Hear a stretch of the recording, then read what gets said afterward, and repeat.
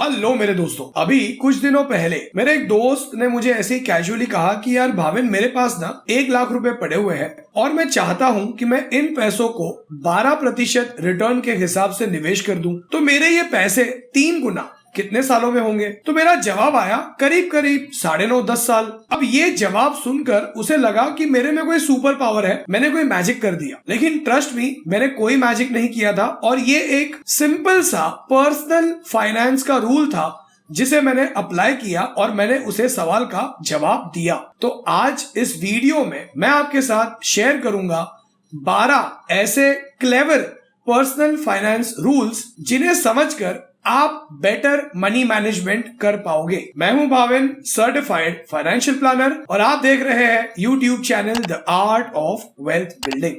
सबसे पहला रूल है रूल ऑफ 72। ये रूल आपको बताता है कि आपके पैसे कितने सालों में डबल होंगे। फॉर एग्जाम्पल, अगर मैं बैंक में 1 लाख रुपए की FD बनाता हूं 8% रिटर्न के हिसाब से, और मुझे अगर ये समझना है कि ये FD डबल कितने सालों में होगी, तो 72 डिवाइड बाय 8 जो कि रेट ऑफ रिटर्न है, तो आंसर आएगा 9 इयर्स, यानी 9 वर्षों में मेरे ये पैसे डबल हो जाएंगे।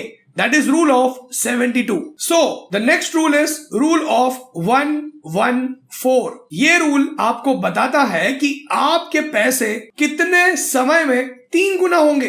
फॉर एग्जाम्पल, अगर मैं कहता हूं कि मुझे 1 लाख रुपए डालने हैं और मुझे समझना है कि 12% रिटर्न के हिसाब से ये पैसे 3 लाख कब होंगे, nothing, 114 divide by 12, that is the rate of return. The answer is 9.5 years, यानी 9.5 सालों में आपके पैसे 3 गुना होंगे। The next rule is rule of 70। Rule of 70 आपको यह बताता है कि महंगाई के कारण आपके पैसों की परचेजिंग पावर आधी कितने सालों में होगी। फॉर एग्जाम्पल, अगर इंडिया का एवरेज इन्फ्लेशन 7% है, तो 70 डिवाइड बाय 7 यानी हर 10 सालों में आपके पैसों की परचेजिंग पावर आधी हो रही है, half. Let me give you an example. मैंने एक शर्ट खरीदा था 10 सालों पहले 1,000 रुपए का, आज वही शर्ट वही क्वालिटी 2,000 रुपए में मिल रहा है। What does it mean? 1,000 का 2,000 देना पड़ा। So this is what is losing a purchasing power of your currency. तो 70 divide by the inflation rate आपको बताएगा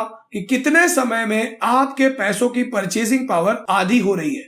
the next rule is rule of 120। वैसे कई सारे लोग इस रूल को रूल ऑफ 100 भी कहते हैं, लेकिन मैं पर्सनली 120 मानता हूं। ये रूल आपको बताता है कि आपकी एज के हिसाब से आपके एसेट्स का कितना परसेंटेज इक्विटी में होना चाहिए या ज्यादा रिस्की एसेट्स में होना चाहिए। अगेन, ये सिर्फ एक रूल ऑफ थंब है, तो इन रूल्स को फॉलो करके आप कोई भी पर्सनल फाइनेंस डिसीजन नहीं ले सकते हो। जस्ट टू अंडरस्टैंड, अगर किसी की एज है 30 इयर्स, तो 100 माइनस 30 यानी 70% जो है उस इंसान का पैसा ज्यादा रिस्की इंस्ट्रूमेंट्स में होना चाहिए, क्योंकि उसकी एज कम है तो वो ज्यादा रिस्क ले सकता है। लेकिन मैं पर्सनली 100 माइनस 30 नहीं करना चाहूंगा, मैं 120 माइनस 30 करना चाहूंगा, विच मीन्स कि उस इंसान का, जो कि 30 बरस का इंसान है, उसका 90% इन्वेस्टमेंट ज्यादा रिस्की एसेट्स में होना चाहिए। तो कुछ लोग इसे रूल ऑफ 100 मानते हैं, 100 माइनस द एज, कुछ लोग इसे 120 माइनस द एज मानते हैं, लेकिन पर्सनली मैं 120 माइनस द एज कंसिडर करना प्रेफर करता हूं। The next thumb rule is the rule of retirement. कुछ लोग इसे 30x कहते हैं, मैं पर्सनली 30x कहता हूं, consider in the margin of safety. लेकिन मान लेते हैं किसी का खर्चा आज सालाना 10 लाख रुपए है, तो उसे आज रिटायर होने के लिए कितने पैसे चाहिए होंगे? That is your current annual expenses into 30, यानी 10 lakhs into 30 equals to 3 crore rupees. The next rule is 4% rule. अब ये रूल काफी पुराना है, ये उस जमाने में बनाया गया था जब यूएस में इन्फ्लेशन काफी ज्यादा था और जो ट्रेजरी पर जो रेट ऑफ इंटरेस्ट था वो भी काफी ज्यादा था। अब ये रूल बहुत ज्यादा वैलिड नहीं होता है, लेकिन फिर भी just to make you understand कि आपका जो मंथली विड्रॉल होना चाहिए वो आपके कॉर्पस का 4% से ऊपर नहीं होना चाहिए, तो आप ये कह सकते हो कि पूरी जिंदगी आप उन पैसों पे सरवाइव कर पाओगे। So let me give you an example. अगर आपका सालाना खर्चा 12 लाख रुपए है और अगर आप 4% विड्रॉ करना चाहते हो तो आपके पास 3 करोड़ रुपए होने चाहिए। तो यहाँ पे अजम्पशन ये है कि 3 करोड़ जो है वो 8 या 9% पे ग्रो होंगे, लेकिन आप सिर्फ 4% ही निकालोगे, तो उस हिसाब से ये पैसे आपको जिंदगी भर चलेंगे। The next rule is 6x emergency fund rule. बहुत ही सिंपल सा रूल है, किसी भी समय में आपके पास आपका 6 महीनों का खर्चा होना चाहिए as an emergency fund, that is 6x, which includes your EMIs, your day-to-day expenses and all your other expenses. Next rule is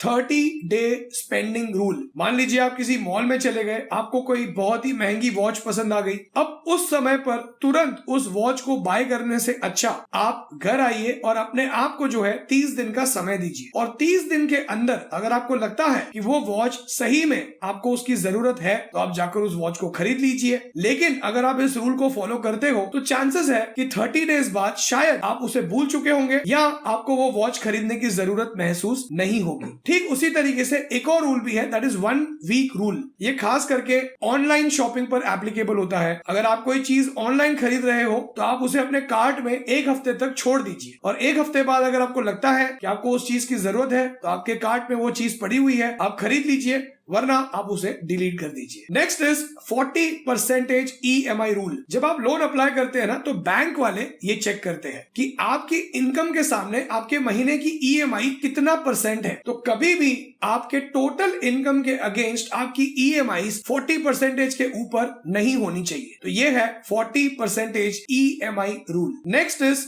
20x life insurance rule. अगर आपके पास आपका टर्म प्लान नहीं है तो आपको अब तक पता होना चाहिए कि टर्म प्लान बहुत जरूरी है, लेकिन अक्सर लोगों में कंफ्यूजन होता है कि टर्म प्लान कितने अमाउंट का होना चाहिए। तो अगर आप कंफ्यूज है और अगर आपको सिंपल सा थंब रूल जानना है तो आपका टर्म प्लान करीब करीब आपकी एनुअल इनकम का 20 गुना होना चाहिए। So that is 20x rule of your life insurance. So the next rule is 50-30-20. I am sure अगर आप हमारे इस चैनल को काफी समय से फॉलो कर रहे हैं तो आपको ये 50-30-20 रूल पता होना ही चाहिए। आपकी इनकम का 50% आप नीड्स पे स्पेंड कीजिए, जैसे घर का खर्चा। 30% आप वांट्स पे स्पेंड कीजिए, जैसे बाहर जाना, फैमिली के साथ डिनर करना, और 20% आपकी इनकम का आपको इन्वेस्ट करना ही चाहिए। So this is a very simple rule, 50-30-20 rule of budgeting. So अब ये जो अगला रूल है ये पर्सनली मैं मेरी लाइफ में फॉलो करता हूँ।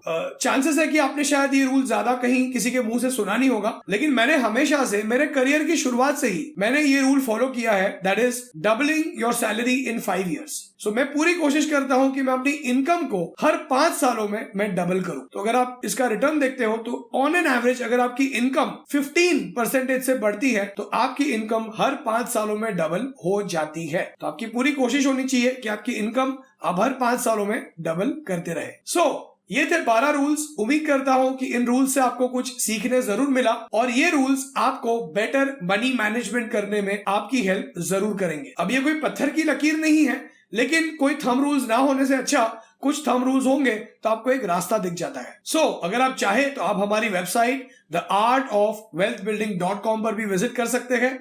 आप अगर पर्सनली मुझे कंसल्ट करके अपना पर्सनल फाइनेंशियल प्लान बनवाना चाहते हैं तो आप व्हाट्सएप कीजिए आपकी स्क्रीन पर आए हुए नंबर पर। और अगर आपने इस वीडियो को एंड तक देखा है और अगर आपको कुछ सीखने मिला तो चैनल सब्सक्राइब जरूर कीजिए और इस वीडियो को लाइक करना मत भूलिए।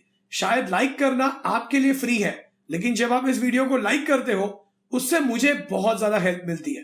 Thank you so much for watching this video till the end. God bless you all.